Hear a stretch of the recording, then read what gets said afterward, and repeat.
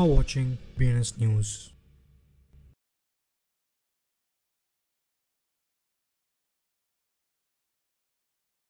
నమస్తే BNS Telugu news channel కి స్వాగతం సుస్వాగతం. నేను మీ వెంకట్ సాయి కుమార్. ముందుగా వార్తల్లోని ముఖ్యాంశాలు. Stock net air drop identity forger ను చైనీస్ పోలీసులు పట్టుకున్నట్టుగా తెలుస్తుంది. టెథర్ బ్లాక్ రాక్ న్యూరోటెక్ లో $200 మిలియన్ పెట్టుబడి పెట్టింది.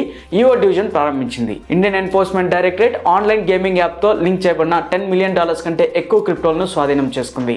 Vitalik butane zero knowledge proof లను వేగవంతం చేసే మార్గంలో బిజినెస్ ని విచ్ఛిన్నం చేసినట్టుగా తెలుస్తుంది. కేవైసీ ఎగవేత క్రిప్టో పెట్టుబడిదారులను ఆపడానికి నైజీరియా ఫిన్టెక్ ఆన్ బోర్డింగ్ ను నియంత్రిస్తుంది. ఆర్కానాస్ హౌస్ కమిటీ క్రిప్టో మైనింగ్ నిబంధనలపై బిల్లును క్లియర్ చేస్తుంది.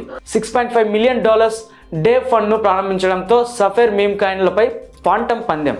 వెటెక్స్ మరియు రిజర్వ్ల కోసం బైబ్యాక్ స్టేక్ ప్రోగ్రామ్ ను ప్రకటించింది. రియల్ వరల్డ్ ఆస్తులు $8 బిలియన్ తో కొత్త శిఖరాన్ని తాకాయి. రిపోర్టర్స్ మెసరీ. అజూకి ఎన్ఎఫ్టీ అమ్మకాలు ఒక రోజుకి $1.1 మిలియన్ పైగా పెరిగినట్టు తెలుస్తుంది. బాంగ్ ఫ్లోకీను అధిగమించి 5వ అతిపెద్ద మీమ్ కాయిన్ అయినట్టుగా తెలుస్తుంది. లైటింగ్ నెట్వర్క్ యొక్క పూర్తి ఏకీకరణతో కాయిన్ బేస్ బిట్ కాయిన్ లావాదేవీ వేగాన్ని పెంచుతుంది. స్టాక్ నెట్ ఎయిర్ డ్రాప్ ను సంబంధించిన గుర్తింపు ఫోర్జరీకి సంబంధించిన అనుమానిత వ్యక్తిని చైనా అధికారులు పట్టుకున్నట్టుగా తెలుస్తుంది. అనుమానితుడు ఇతర వ్యక్తుల గుర్తింపులను పొందాడు మరియు 40కి పైగా తప్పుడు ప్రారంభ community member program ECMP air drop ఫామ్లను సమర్పించాడు. మొదట బాధితులకు చెందిన 40,000 STRK టోకెన్లను క్లెయిమ్ చేశాడు. ప్రపంచంలోని అతిపెద్ద స్టేబుల్ కాయిన్ USDT వెనుక ఉన్న దిగ్గజం టెథర్ బ్రెయిన్ ఇంటర్ఫేస్ కంపెనీ అయిన బ్లాక్ రాక్ న్యూరోటెక్ లో $200 మిలియన్ వ్యూహాత్మక పెట్టుబడిని ప్రకటించింది. ఈ పెట్టుబడి సంస్థ యొక్క కొత్త వ్యాపార విభాగమైన EVO యొక్క ప్రారంభాన్ని సూచిస్తుంది. ఇది టెక్ మరియు మానవ సామర్థ్యాన్ని విలీనం చేసే కార్యక్రమాల్లో పెట్టుబడులను పరిశీలిస్తుంది. Directorate of enforcement ED gaming app తో అనుసంధానించబడిన ప్రధాన క్రిప్టో మనీ లాండరింగ్ కేసును స్వాధీనం చేసుకుంది. స్కామ్ కు సంబంధించిన 90 కోట్లు $10 మిలియన్ విలువైన డబ్బును ఫ్రీజ్ చేసిన క్రిప్టో ఆస్తులను కూడా అధికారులు స్వాధీనం చేసుకున్నారు. మంగళవారం డిపార్ట్మెంట్ యొక్క పత్రికా ప్రకటన ప్రకారం స్తంభింప చేసిన క్రిప్టోలు 70 అకౌంట్స్ లో ఉంచబడినట్టుగా తెలుస్తుంది. ప్రధాన క్రిప్టో వాలెట్లు బైనాన్స్, జెప్పే మరియు వజీరెక్స్ లకు లింక్ చేయబడ్డాయి.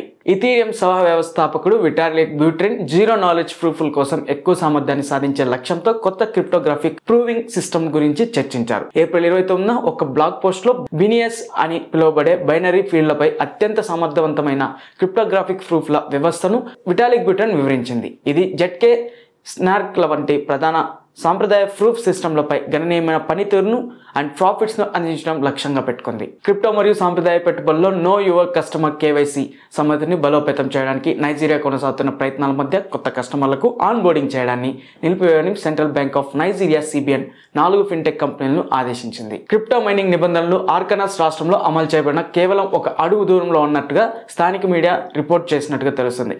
మంగళవారం రాష్ట్ర రాజధానిలో ఆర్కానాస్ లో క్రిప్టో మైనింగ్ నియంత్రించే చట్టాలను కఠితరం చేయడానికి ఉద్దేశించిన 2 ప్రతిపాదనలు హౌస్ కమిటీని సౌకర్యవంతంగా ఆమోదించాయి.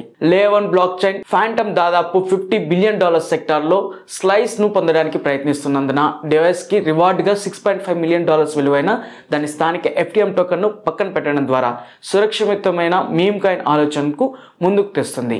వెట్రిక్స్ ఆర్బిట్రమ్ పై పనిచేసే డీసెంట్రలైజ్ మార్పిడి ప్రోటోకాల్ ఇటీవల ఒక ప్రత్యేకమైన ప్రాజెక్ట్ ను ప్రకటించింది.